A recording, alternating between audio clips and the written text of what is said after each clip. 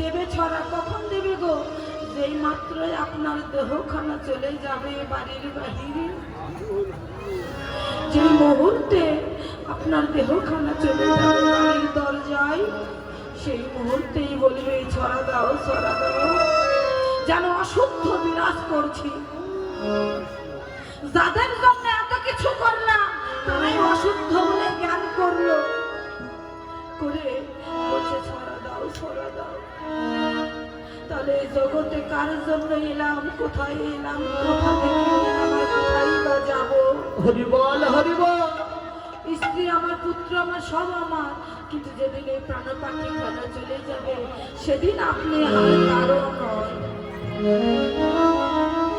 তাই পদকর্তা কি বলছে ভাবের অধিপ্রায় ব্যাখ্যা করে, জলের ভেতর